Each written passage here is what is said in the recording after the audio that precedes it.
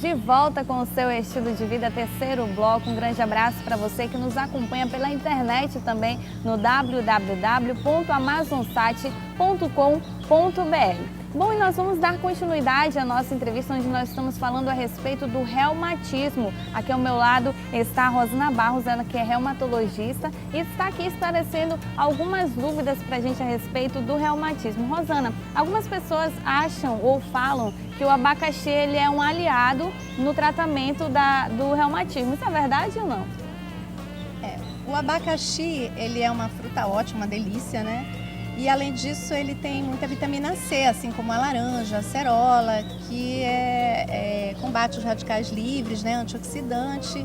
E acredito que porque ele tem uma enzima que teria ação anti-inflamatória, ele tem essa fama de ser um aliado. Ele é um bom alimento, tem uma açãozinha anti-inflamatória, mas isoladamente realmente não vai fazer muita diferença no tratamento de uma doença inflamatória. Isso é importante, né? Porque algumas pessoas elas têm a opção de ter uma vida saudável, isso é sempre bom, mas que quando você tem uma doença, de fato, você precisa procurar uma orientação médica e existem medicamentos em que você tem a dose e o efeito controlado, com evidência científica para ser utilizado em nosso benefício. E Rosana, o reumatismo ele pode atingir alguns outros órgãos, não é? E como que seria? Porque seria aquela dor também que a pessoa sente nos ossos, nos órgãos ou no sangue? As doenças reumáticas, elas têm um leque muito variado de apresentação clínica, como eu falei. A maioria delas vai evoluir com dor em alguma parte do sistema musculoesquelético, como eu falei, mas muitas dessas doenças elas são sistêmicas, elas vão muito além do quadro articular, da dor óssea, da dor muscular. Então, algumas doenças reumáticas, elas podem inclusive comprometer diversos órgãos do nosso sistema, do nosso corpo. Como eu falei, apresentação de pele, comprometimento do rim, de pulmões, de trato gastrointestinal. Então, algumas doenças reumáticas, elas podem inclusive se apresentar sem comprometimento articular.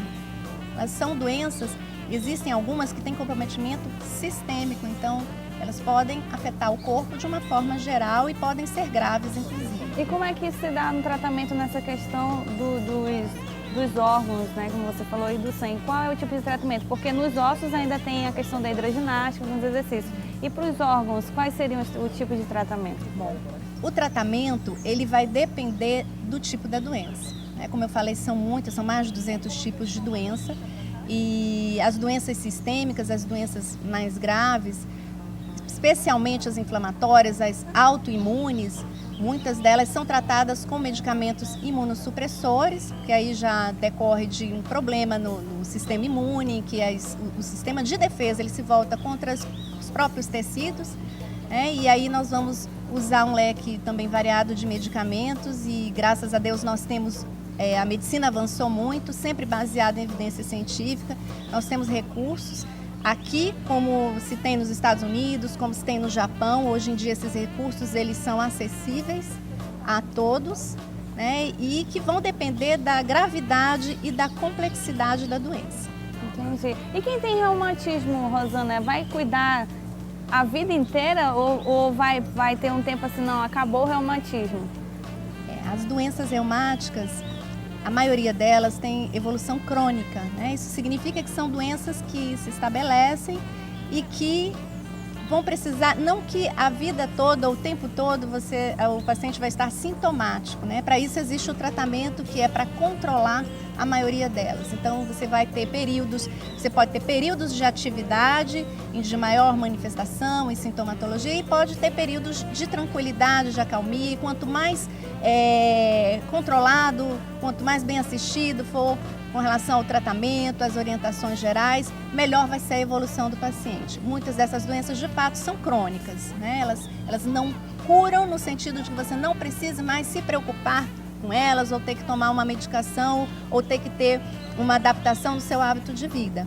Mas o controle da doença, ele existe, ele é passível, e ele deve ser feito sempre para ter uma qualidade de vida que no final o objetivo de todo tratamento é esse, ter qualidade de vida. E Rosana, tem também aquela doença que as pessoas, eu não sei se é o nome da doença ou se as pessoas que chamam de gota, Está relacionado ao reumatismo, que fica aquele inchaço, né, que é o famoso edema que as pessoas chamam? A gota é uma doença reumática, na verdade ela é uma doença, um distúrbio metabólico, é um distúrbio do metabolismo do ácido úrico. Ácido úrico é uma substância que vem do metabolismo das proteínas e que todos nós temos ácido úrico no nosso corpo. Algumas pessoas têm uma dificuldade de metabolizar, de administrar esse ácido úrico no seu organismo. Por defeito de alguma enzima, em alguma fase da produção do ácido úrico, ele se acumula no corpo e ele se deposita nas articulações e causa inflamação, que é a artrite, que é uma das principais características da doença. E ele deve ser tratado e ela pode ser bem controlada. Os pacientes que fazem o tratamento adequado, eles ficam bem. Inclusive, eu sei quando meu paciente não está fazendo o tratamento adequadamente, é porque ele vem com manifestação clínica, vem com sintoma. Porque se estiver fazendo corretamente, adequando seus hábitos de vida, a doença fica muito bem controlada. E existe algum tipo de doença reumática autoimune? Muitas das doenças reumáticas são de fundo autoimune. Muitas delas, as doenças inclusive mais limitantes, mais graves, elas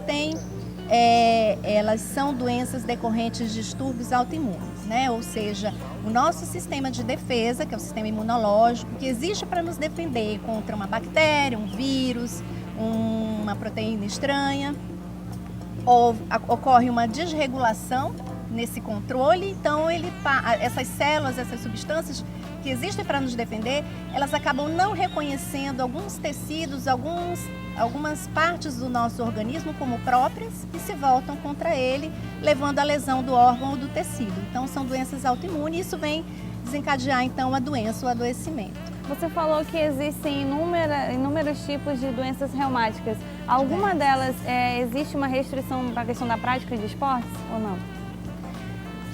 Algumas doenças, elas limitam determinadas práticas. De uma Mas forma geral, proíbe, né? Não, elas limitam, né?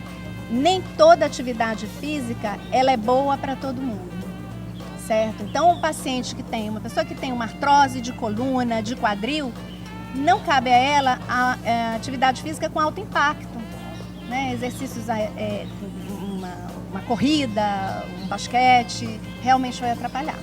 Tem uma artrose de coluna, uma hérnia e tal, já não cabe isso. A hidroginástica sem bom exercício. Então, o exercício ele também tem que ser direcionado para a pessoa e para a doença que ela tem.